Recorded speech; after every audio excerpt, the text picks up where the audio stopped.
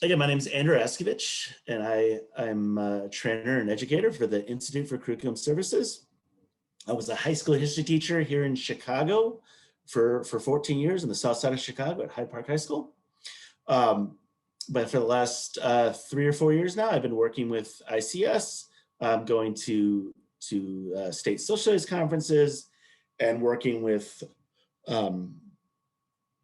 school districts and teachers and doing developing some curriculum for the Institute for Curriculum Services and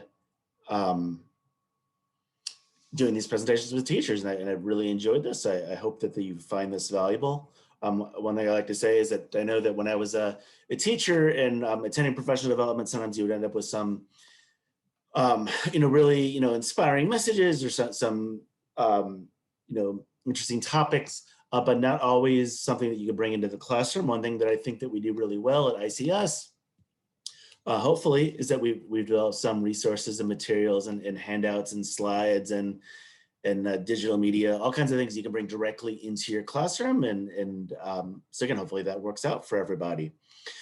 So again, if you didn't get a chance to do so, please go ahead and put your name in the chat to make sure you get the sketch hours. And again, if you missed what I said earlier, I'm going to try and monitor the chat, but I don't always do a great job with that. So if you do have any questions at any point, please just go ahead and unmute and go ahead and ask away or make a comment. So again, thank you for joining us this evening. Again, I was really hoping to be in person for the conference this year, but I know that that was not happening. So I'm glad that I was still able to work with Michigan teachers here at the conference. So this is, of course, the session Teaching the History of the Arab-Israeli Conflict Using Primary Sources. If anybody has actually 2 hours with 2 hours free tonight, I'm following this presentation up with another session on environmental cooperation in the Middle East. So again, if you're free, you can stick around for both, but I'll make sure that you know how to find all the information if that doesn't work for you. Okay, so let's make sure I'm in the right spot. So session objectives. We're going to spend just a minute or two getting to know who we are here at the Institute for Curriculum Services. And then the bulk of our time, of course, will be exploring the curriculum on teaching the Arab-Israeli conflict with primary sources, as well as making sure everybody knows how to access all of the resources that I'm showing you and working with you on our website. There's no cost for any of this. It's all available for everybody to use. There's no subscription or anything like that required. And again, if you ever have any questions, I'll make sure that you have my email address. We're happy to answer any questions and make sure that all of these activities and everything that we're doing here works for you in the classroom. We're also going to participate in a couple different activities that, again, hopefully you'll find useful and be able to find ways to use them in your classroom. And again, in the end, I know one thing, like I said earlier, that I really appreciated when I was teaching. Hopefully everybody will walk away with a whole bunch of different lessons that you can use and videos and materials that you can use directly into your classroom, as well as, of course, the primary sources and strategies to analyze primary sources. Okay, just a couple things on who we are at ICS. We are an organization, nonprofit educational organization out of San Francisco, California. We're dedicated to improving the quality of K-12 education on Jews, Judaism, Jewish history, and Israel in the United States. That's, of course, our mission. We do this by developing standards-aligned curricula and training teachers across the country on several different topics relating to Jews, Judaism, Jewish history, and Israel, in addition to primary sources. We believe in excellent education is essential to building a strong civil society where all people can flourish. I know as a social studies teacher for many years, it's something that I, really strongly believed in, and I'm, glad and proud that our organization believes in that as well. So we have 6 main topics that we do in terms of Israel and Judaism and Jewish history. Teaching the Arab-Israeli conflict, of course, is the session here. We also have a session, next session, if you're able to stick around for another hour, on environmental cooperation. We also do a session, religion and politics in the Middle East. History of Anti-Semitism. I actually was able to present that for this conference just Wednesday evening. We have a session on ancient Israelite civilization. Tomorrow, Saturday morning, or maybe Saturday afternoon, I'm going to be doing the why and how to teach religion in the classroom. And again, we have a couple other sessions as well right now. Strategies to analyze primary sources, as well as ways to improve your digital teaching for those of us that are working on that right now. If in this less than an hour that we have together this evening, you don't get everything that you want out of learning about the Arab-Israeli conflict, we have this fabulous online course that you can do. Right now, we have a cohort coming up in March, where you can run through most of it self-paced, and then there's a few live sessions. If you have any questions how to access that, again, all this is up on our website. So please get in touch with me, or I'll make sure at the end that I show everybody how you can access that online course. So the Arab-Israeli conflict, we divided up into 6 main topics, or I guess 5 main topics, and then the unresolved issues, or 5 main lessons. And we're going to run through these quickly this evening. We'll start with the rise of Zionism and Arab nationalism, then World War I and broken promises, the Mandate period, and then I'm just going to kind of touch on the period between 1948 and 1979, as well as continuing conflict and steps toward peace. So for all 5 of those, we have some pretty dense lessons with all kinds of primary sources, over 20 different primary sources that are all available for you to use on our website and for you to use with your students. And then the unresolved issues, again, I'll get toward that at the end. But we're going to go ahead and start with lesson 1 here. So in the time that we have together, again, we're really going to focus mostly on just lessons 1 through 3 of our curriculum. Again, starting with Zionism and Arab nationalism. Arab-Israeli conflict is really, people often talk about the issues in the Middle East and how this has existed for centuries and hundreds of years. Yes, there has been fighting going on for quite a while throughout history, but when we're talking about the Arab-Israeli conflict, we're really talking about a modern day conflict, a conflict that really you can trace the origins of to the late 19th century, when both Arabs and Jews were really influenced by the spread of nationalism across Europe. Again, the conflict is really is basically rooted in competing nationalisms, which we're going to discuss in just a moment.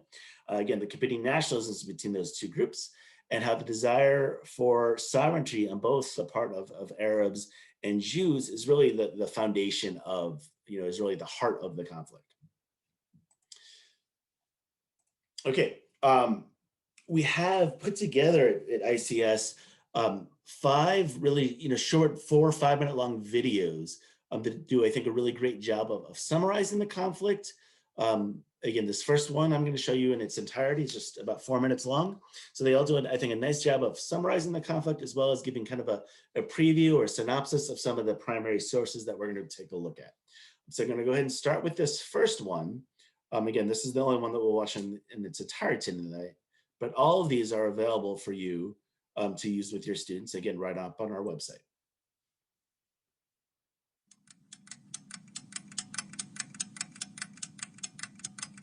We're going to take you on a journey through time. Our world has 196 different nations and thousands of ethnic groups that sometimes get along and sometimes don't. That's one way to think about the Arab-Israeli conflict, where many people have a deep connection to the same land. But how did it get this way? To understand that, we have to go way back in time. Shalom. About 3,000 years ago, King David formed the Kingdom of Israel and made Jerusalem its capital. The temple his son built was the center of Jewish worship and united the people of Israel. But 400 years later, in 587 BCE, their kingdom was conquered by Babylonia. The temple was destroyed, and many of the Jews were exiled. Not to worry, they soon came back and built a second temple. 400 years after that, the Romans destroyed it. The Romans exiled most of the Jews from Judea, though small Jewish communities remained in the area throughout history. They even erased the name from the map to diminish the Jewish connection to the land. They renamed it Syria Palestina after the Philistines, an ancient people of Greek origin who were known for their conflicts with the Israelites. The name was later translated into English as Palestine. Those who left settled in the Middle East, North Africa, and Europe, forming a diaspora of Jewish life and culture. Through it all, Jews maintained their attachment to the land of Israel as their spiritual homeland. But as a minority, Jewish communities faced periods of persecution. Assalamu alaikum. Arabic-speaking peoples originated in the Arabian Peninsula. Until the 7th century, the Middle East was mostly pagan, with smaller numbers of Jews, Christians, and Zoroastrians. But in 613, Muhammad began preaching his vision in Mecca, and very soon Islam spread as Muslim armies conquered the Middle East and beyond, including Jerusalem. There, they built their sacred Dome of the Rock on the ruins of the Jewish temple, where they believe Muhammad ascended to heaven. From the time of the Crusaders in the 11th century, and later under the Ottoman Turks in the 12th century, empires ruled the region. Then, something very important happened in 1789. The French Revolution, which led to a new idea, nationalism. The belief that nations and ethnic groups have the right to their own homeland to be independent and free. And in the 19th century, nationalism was catching on everywhere. Inspired by nationalism and the reality of continued persecution of Jews, a man named Theodor Herzl founded the Jewish national movement called Zionism. The idea that Jews should return to their ancient homeland, Israel, and with the Jews already there, create their own state. As Herzl said, "We shall live at last as free men on our own soil." At about the same time, there was a renaissance of Arab life throughout the Middle East, a growing pride in their group identity as Arabs. In the early 20th century, Arab nationalism caught on at the First Arab Congress. It focused on reforms to grant Arabs more freedom under the Ottoman Empire. The Congress sent the world a simple but powerful message: we want more independence. So here's the situation at the start of World War I. On the one hand, Zionists want to return to their ancestral homeland and create a state like everyone else. And on the other, Arab nationalists want to unite Arabic-speaking lands from North Africa to the Middle East.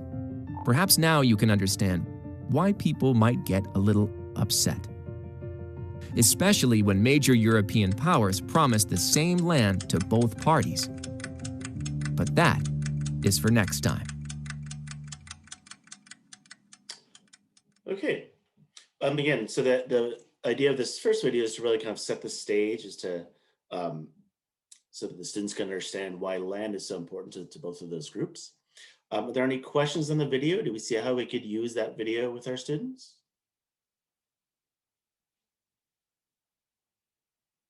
Okay. Okay.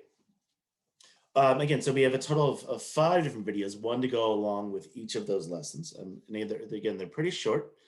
So I think that teachers have found them pretty useful to kind of give a synopsis of those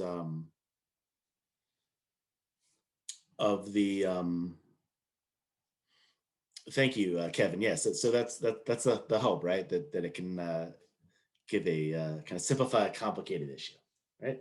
Okay.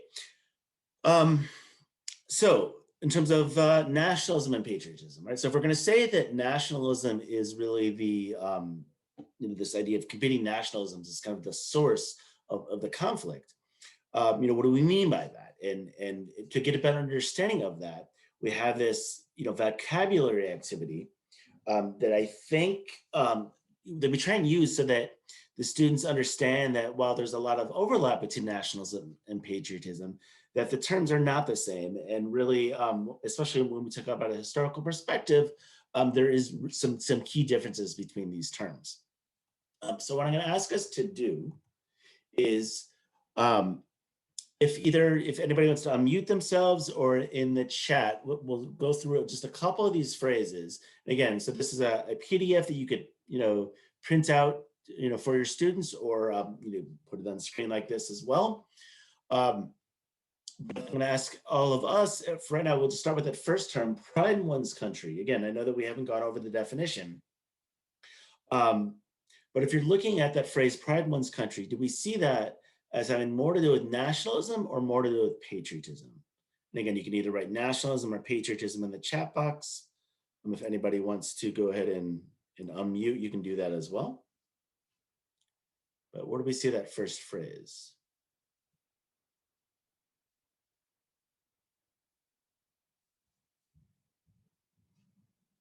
Okay, thank you, Kevin.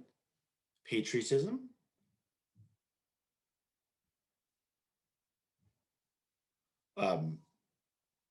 Is that where most of us feel? Does anybody see it differently? Thank you, Blaine. So again, I've done this with teachers quite a bit. Thank you, Liz. And it's interesting because every time I do it, I get some different results from teachers. I often will put that down as patriotism, but everybody doesn't necessarily. And some teachers feel strongly and they want to put that under nationalism. And it works for really several of these. But yeah, I would agree that pride in one's country I usually think of as patriotism. How about group that desires sovereignty for their country? Where do we see that? Is that patriotism or is that more nationalism? Thank you, Liz. So Kevin, yeah, so I feel nationalism is more of we want our own nation. Yeah, okay. Yeah. I'm not going to spend too much more time on this activity, but again, the idea is that I think this can spark some interesting conversations with your students in terms of what this means and what these terms mean. Again, there isn't always agreement, and I always tell people I would never use this as a quiz. I wouldn't grade these as right or wrong, but again, here's a couple examples. This comes from the Arizona Center for Middle Eastern Studies, where it talks about nationalism as a unifying force, bringing together people of different social classes, even joining inhabitants of different countries or empires on the basis of a common language, culture, and religion. And often that's often key to nationalism is uniting people around a language, a culture, a history, a shared history, oftentimes a religion. And then it goes on, however, it can also be a disruptive force, calling for the destruction of multinational empires and leading to discrimination against ethnic or religious minorities. So sometimes I'll talk about, is nationalism a good thing or a bad thing? And do we see it as a positive or a negative? And obviously, like everything else, it's complicated. So yeah, typically, so it's nationalism. Patriotism we often see having to do with more, is more about feelings and emotions connected to the individual and how that person feels about their country. Again, patriotism often focuses on the symbols of the nation, and power of that nation is often shown through those civic celebrations like parades, and again, examples of like flying the flag and things like that. Okay. Again, so that's just a quick little activity that we often suggest doing with your students if you're going to begin talking about the Arab-Israeli conflict by just kind of going through this vocabulary activity. Okay, so primary sources. So again, we have primary sources that go along with each of these these 5 lessons.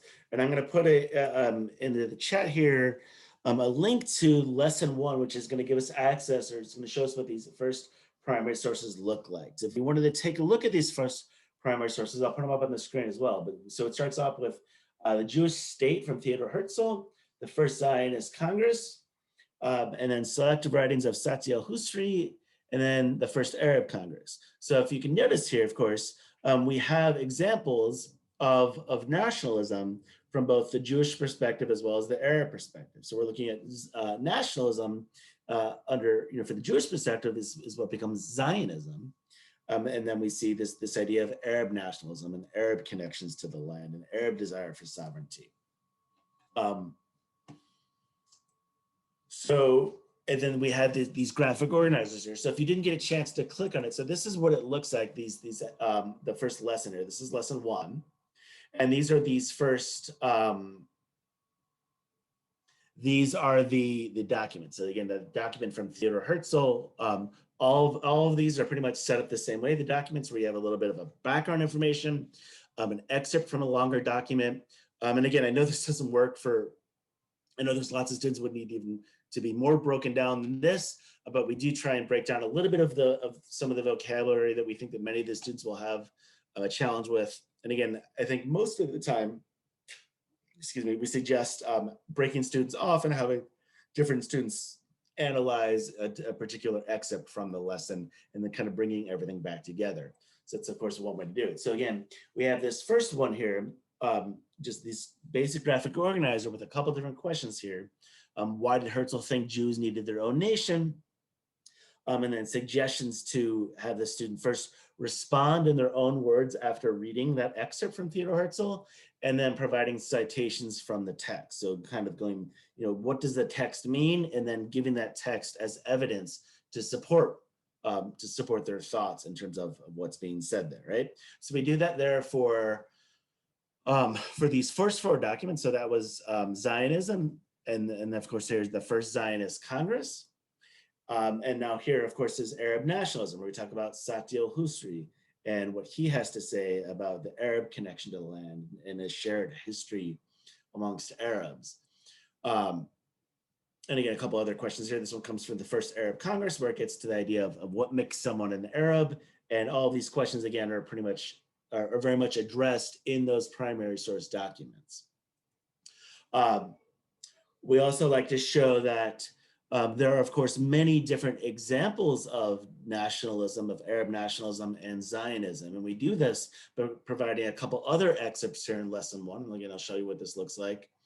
So in documents 5 and 6, again, a couple different other examples of Arab nationalism. And we see here in document 6, a couple other examples of Zionism.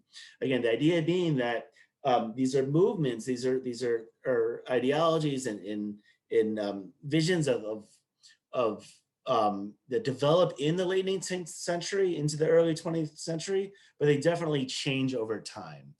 So it's not like there's just one meaning or one person decides, Theodor Herzl decides this is what Zionism is and that's what Zionism remains. You definitely get other ideas as to what all of that is saying, right?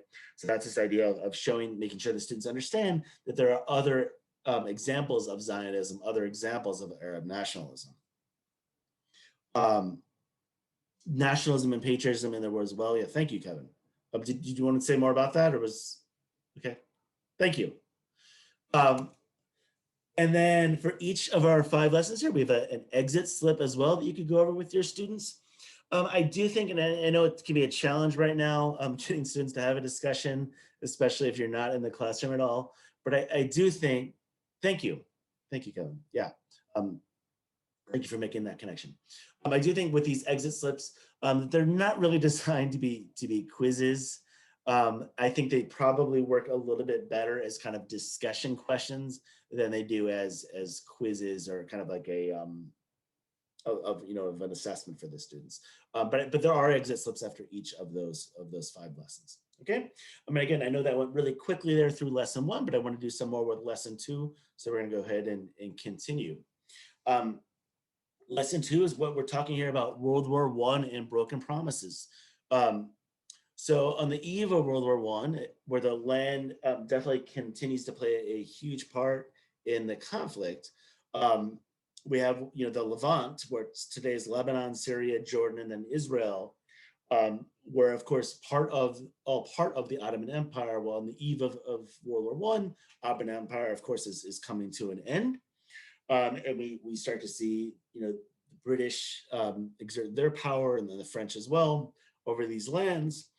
And of course the British, the Allied powers here, when they're looking to defeat the Ottoman Empire, they're looking for allies, they're looking for assistance, they're looking, of course, for help from those people that are already living in that land and who could, maybe no longer want to be ruled by the Ottomans. So we see here, and we'll see in these primary source documents, examples where the British are going to make a number of promises to these groups, to both the Arabs and the Jews, in hopes for getting their assistance in defeating the Ottoman Empire. So what I'd like us to do, and again, I know there's, I think we got about 10 of us or so here. I'm going to try and see if, and I know this doesn't always work in a session like this, but I'm going to try and get us into some breakout rooms for about 5 to maybe 7 minutes or so. I want to show you, again, we have 3 examples of 3 different primary sources. And I don't know, the Balfour Declaration, I think most of us are probably familiar with, maybe Sykes-Picot, Hussein McMahon may be new for several of us. But I'm going to ask us to, and I'm going to put in the chat here again, another link to the documents here in lesson 2. And so what I wanted to do, and then I'm going to put you into groups 1, 2, and 3. And if you're in group 1, I want you to take a look at the Hussein McMahon document. If you're in group 2, I want you to take a look at the Sykes-Picot document. And if you're in group 3, I want you to take a look at the Balfour Declaration. Again, those are pages 4, 6, and 8, and that link that I just put there for everybody. So Hussein McMahon is document 1 on page 4, Sykes-Picot, document 2 on page 6, and Balfour Declaration, document 3 on page 8. We call this activity, and again, this is just another way of trying to get your students to interact with primary sources. There's different, ways that you can describe this in terms of hashtag through history or tweeting through time, things like that. What I'm going to ask us to do, and again, I'm not giving us all that much time, but if you can kind of try and quickly skim through the document, and if nothing else, try and come up with a hashtag, just like a phrase. What is that? Give me like a synopsis of what that document is saying in just a few words, if you can. Again, with a little bit longer time, we actually go through, and the assignment is designed that students could actually come up with a tweet. So again, a little bit of a longer, but still just a couple sentences or so, example of what's being said in this document. And then to even have a little bit more fun with it, give the students the opportunity to maybe create a Twitter handle for that person. Again, you can see here, the example that we're showing you is from the History Channel, right? Where it's simply just @history, right? So again, when you take a look at Hussein McMahon or Sykes-Picot or Balfour, what would they call themselves if they were around, a century later and using Twitter? And then again, noticing the dates and things like that. But I'm going to go ahead and open up 3 breakout rooms. Again, it'll just be groups 1, 2, or 3. Are there any questions on what I'm asking us to do? Okay. Again, we'll just take about maybe 6 minutes or so to give you just a chance to quickly kind of skim over the document and then see if you can come up with some sort of like hashtag in terms of what that document is trying to get across. Okay.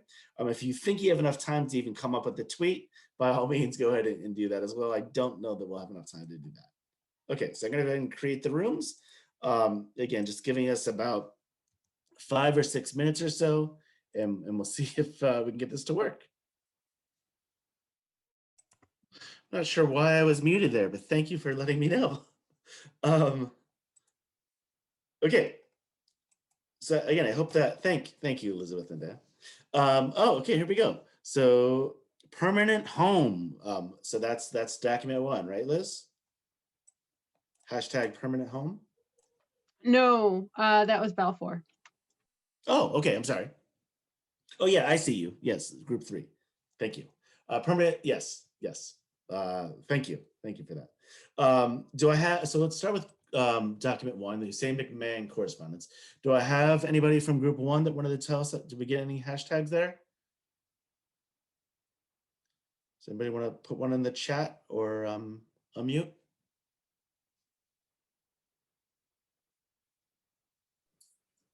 I don't think we got that far, actually. I barely finished the letter by the time the breakout room was ending. That's okay. No problem at all. Yeah, I know I didn't give you much time at all.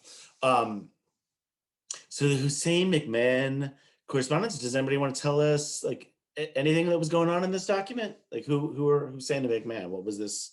What were they looking at? What was this? What was going on in this document? I know I'm not giving us much time. I apologize. I'm trying to get through a bunch of material. I think we just have about 15 minutes left. So I'm going to go ahead and just, again, I'm sure with more time, you guys would all be able to do this. But just kind of to summarize things and just to make sure that we're all kind of on the same page here. Document 1 is really just the idea that the British government is making promises to the Arabs about future Arab independence, right? The idea that if you can get the Arabs to support the British, fight against the Ottoman Empire, that the British will, one day give support to Arab independence, right? That's what we have in the St. McMahon document. Document 3, the Balfour Declaration. Liz, I think, right? It was Liz that already shared with us hashtag permanent home. But that's why I'm confused. There's a Liz and a Elizabeth. That's where I got confused. Okay, but yeah. So Liz, thank you. You gave us that hashtag permanent home, and then Kevin, we have hashtag scratch my back, we'll scratch yours. Great. Yes, right. So the idea again of the British government is going to. I'm sorry, you're at Sykes-Picot, right, Kevin? Yeah, I was commenting on the first one. Oh yeah, sure. Yeah, yes. Ours, Thank I don't you. know how to spell it. Someone came up with a pretty creative one. I can't do a French accent if they want to jump in.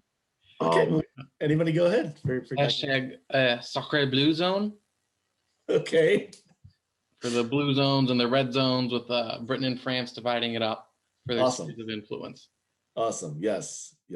Thank you so much. Yeah. So, and again, the idea here, and I know I'm just trying to quickly, go through all of this, but the idea here is that we have, so the first document here, right, the British making these promises to the Arabs, but document 3, British making promises to the Jews about a Jewish state. And then document 2, we have, like what you guys just said, what's really going on here. It's really all about the French and the British kind of dividing things up here for themselves, right? They're going to kind of keep control here.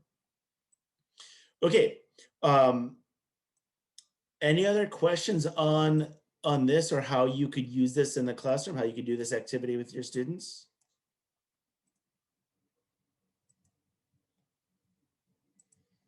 Okay. No, I like it. It's got some visual stuff. It's got some quotes, and no, Awesome. I think it's a good addition.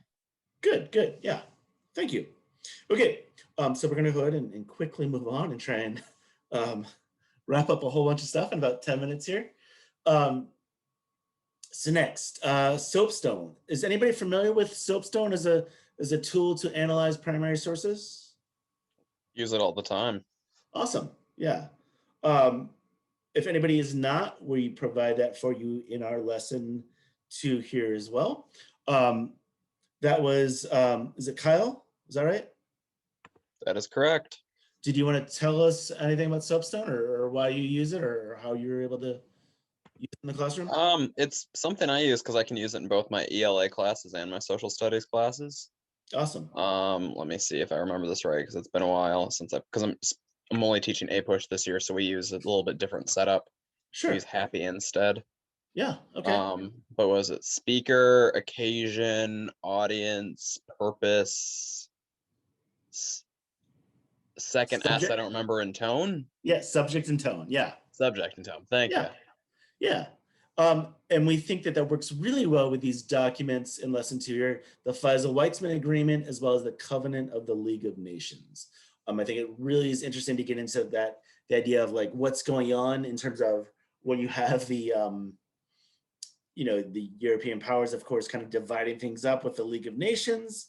I'm sorry, is my screen sharing is that now gone? Somebody seems to be telling me.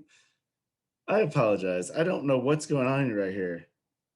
Or can we see that? Oh, it's gone. The screen sharing is gone. Okay, let's see if I can figure out what's going on. I apologize. I think when I went into the breakout room. You're doing what you can, man. Thank you. Technology-wise, you're doing better than most. So no, you're good. I still can't load properly into Canvas sometimes. I have no idea what happened there and why I don't have my. Yeah, I know that when I've seen Zoom, everyone's got to reload whatever slides they had before. I haven't used Zoom much as far as on the presenter side. I can't help you too much with that. Sorry. No, we're good. All right, there it is. Yep, we got something. I apologize. Okay, that makes more sense now. All right, thank you guys. I forget. I don't know why I did that. After I went into the breakout rooms, it had me stop sharing and it had me muted and everything else, right? So this is where we were, right? Tweeting the documents, Hussein McMahon, the Balfour Declaration, Sykes-Picot, and then the soapstone here, right? The speaker, occasion, audience, purpose, subject, and tone. Again, all of these are included in our. These are all included in our lesson plan, and they're all up on our website. They're all for you to use however you can with your students. I just, again, in the short time that we have together, I just wanted to go over quickly with you a couple other things. So lesson 3 is our mandate period. Again, with some great primary sources that go along with this. This really examines the official statements and proposals that were concerned, how eventually the British government is going to be dividing up this territory, how they're going to rule over that territory in the time period from World War I up through World War II, right? And again, if you have not had the opportunity to use this, this is the Library of Congress Teaching with Primary Sources tool, and I want to go ahead and make sure I put this in the chat as well. I think this is really a great tool, a great way of analyzing primary sources. So that's where you would access it. They have it set up to use with political cartoons, with all kinds of maps and all kinds of letters and diary entries and photographs. We really, really recommend using this. We work closely with the Library of Congress Teaching with Primary Sources program, and I really think they do a great job, and I really strongly recommend it. The reason I'm showing you right here is because I have a great activity. And again, we're not going to have time to do the activity right now, but I just want to make sure that everybody knows where they can access it. So I'm going to go ahead and put that in the chat. And I want to show you what it looks like. And essentially what we did is we took those questions from the Library of Congress Teaching with Primary Sources program, and I put into a Google form. I mean, if you actually go through that activity, and I'm going to show you what it looks like here. We can see this here, zooming, nurse gives notice. Everybody sees that?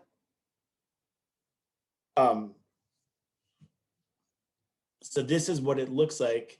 And you can go through and you can even assign this to your students. You can make a copy and use it with your own students. At the very end, I've even gone ahead and included instructions as to how you can do this on your own with your own primary source activity, with your own political cartoon. So right here, I've included for everybody, again, the directions. I think this is really a great tool and a great way of analyzing primary sources, and something that I strongly recommend you taking a look at if you get a chance. Again, we're not going to have time to discuss much of this right now. This is a political cartoon, March 31st, 1948, nurse gives notice. And now, gentlemen, we shall have to get something done ourselves instead of telling her what to do. Again, I'm going to just have to move on from that, but I think it's a great political cartoon that I strongly recommend if you get a chance to take a look at a little bit more closely at that. And again, if possible, share that with your students as well. Lesson 4 is 1948 until 1979. The time period when Israel becomes a nation, all the way up through peace between Israel and Egypt. We have some great primary sources, including some videos. Again, this goes back to that same Library of Congress tool. Video is a primary source. Again, this is all included in our lesson 4 handout. Our lesson 4 is one of the handouts here, as well as some great links to some great primary source footage. So this is actually a short little video clip from the 1967 Six-Day War. I strongly recommend, again, if you get a chance, taking a look at that. And if you end up teaching this, I think this is a great tool. And again, using this resource is a great way of having your students analyze video as a primary source. We've gone ahead and created another handout for you. In the news, the source analysis activity, and you can use this with all 4 of the primary source activities or the primary source documents in lesson 4. Again, getting students to kind of really interact with these primary sources in I think a pretty creative way. The last day was I love this little video clip from Jimmy Carter. It's so short. I do want to go ahead and just show us this quick little video clip. Turning point, because we thought we had failed. And we were getting ready to... Just real quick, this is reflecting upon the Camp David Accords from 1979 with the peace treaty between Israel and Egypt. Leave Camp David in failure and go back to Washington and announce that we had not been successful. And Prime Minister Begin asked me if I would sign a photograph for his 8 grandchildren of me and Begin and Sadat. And I agreed to do it. And my secretary, whose name was Susan Clow, got the names of Begin's 8 grandchildren from Israel. She called over there and got their names. So instead of saying best wishes, Jimmy Carter, I said with love and best wishes to, and I put down his grandchild's name and I signed it. And I took it over to his cabin to tell him goodbye. And when he opened the door, he was very angry with me. And he said, "Good afternoon, Mr. President." He was always very proper. And I said, "Good afternoon, Mr. Prime Minister, and I'm sorry we hadn't been successful. I brought the photographs you asked for," and I gave the photographs to him. And he turned around and said, "Thank you, sir." And then he looked down at the photographs, and he read out loud, "Love and best wishes to," and he read his grandchild's name. And he put that over in the back, and he read the next one's name. And he read the third one's name, and his chin began to quiver, and tears ran down his cheeks, and mine too. And he said, in effect, "Why don't we try one more time?" I think it's just a really powerful statement about how difficult it is to try and have peace between nations, and I love sharing that with teachers, and I think students would be interested in that as well, possibly. Okay, just a couple of last things here. Lesson 5 is the continuing conflict and peace process. Again, we have several different primary sources here as well that will get you through all the way up through pretty close to contemporary times.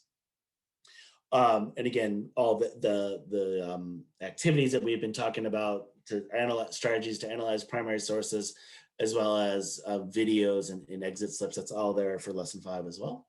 The last thing, so this is the one time where we don't have the primary sources. This is actually secondary source material, but it gives students an opportunity to kind of really look closely at what are those key obstacles to peace today. So unresolved issues in the Arab-Israeli conflict.